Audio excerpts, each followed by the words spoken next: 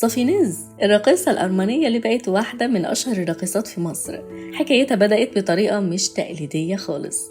هي أصلا اسمها صافيناز جوريان، وبدأت مسيرتها الفنية كراقصة باليه، لكن حبها للرقص الشرقي خلاها تغير مسار حياتها تماما. صافيناز من أول ما وصلت مصر عملت ثروة كبيرة، يعني ثروتها وصلت 20 مليون دولار، وعندها 3 فيلل في القاهرة والساحل الشمالي، وأجرها في الساعة الواحدة 50,000 جنيه. تعالوا مع بعض نعرف حكايتها من الأول في الفيديو ده. صافيناز ولدت في أرمينيا، وإن هي صغيرة كانت بتحب الرقص والموسيقى. درست الباليه في معهد رقص محترف هناك، لكن دايما كان عندها الشغف بالرقص الشرقي. بدأت تتعلم وتتدرب عليه، ومع الوقت بقت شاطرة فيه جدا.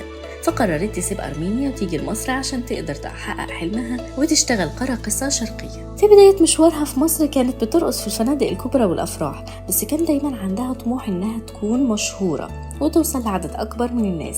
الحظ ابتسم لها لما ظهرت في فيلم القشاش سنة 2013، ورقصتها في الفيلم ده كانت السبب في شهرتها. الفيديو بتاع الرقصة انتشر بسرعة كبيرة، وبقت الناس كلها بتتكلم عن صافيناز وجمال رقصها. ومن هنا بدأت صافيناز تتحول لنجمة، وبقت واحدة من أكتر الراقصات المطلوبة في الحفلات والأفراح. قدرت تعمل اسم لنفسها في وقت قصير جدا، وبقى ليها جمهور كبير في مصر والوطن العربي. مش بس كده، ده كمان بقت بتظهر في برامج تلفزيونية وأعمال سينمائية، وكل ظهور ليها كان بيزيد من شهرتها ونجوميتها. رغم إن نجاحها كان سريع، إلا أن مشوارها ما كانش سهل. اتعرضت لكذا مشكلة وقضية قانونية، بس كانت دايما بتواجه المشاكل دي بشجاعة وبتحاول تتغلب عليها. واحدة من أكبر التحديات اللي واجهتها كانت لما اتقبض عليها بتهمة ارتداء بدلة رقص بألوان علم مصر بطريقة غير لائقة، لكن قدرت تتجاوز الأزمة دي وتكمل مشوارها الفني. صافيناز مش بس معروفة بمهارتها في الرقص، لكن كمان بشخصيتها المرحة وحبها للجمهور. هي بتعتبر إن الرقص هو حياتها، وإنها بتلاقي فيه سعادتها وشغفها.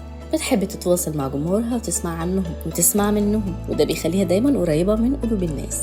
بجانب الرقص، صافيناز كمان مهتمة بمجال التمثيل، شاركت في أكتر من فيلم ومسلسل، وبتحاول تطور من نفسها في المجال ده عشان تكون فنانة شاملة. رغم إن الرقص هو الأساس بالنسبة ليها، لكنها دايما بتسعى لتحقيق نجاحات جديدة في مجالات مختلفة. صافيناز قدرت تحقق نجاح كبير في مصر بفضل موهبتها وشغفها، وبقت واحدة من أيقونات الرقص الشرقي في الوطن العربي. قصتها بتعلمنا إن الشغف والطموح ممكن يخلوك تحقق أحلامك حتى لو كانت الظروف صعبة. بفضل إصرارها ومجهودها قدرت تبقى نجمة وتحقق شهرة واسعة، وأكيد لسه عندها كتير تقدمه لجمهورها في المستقبل.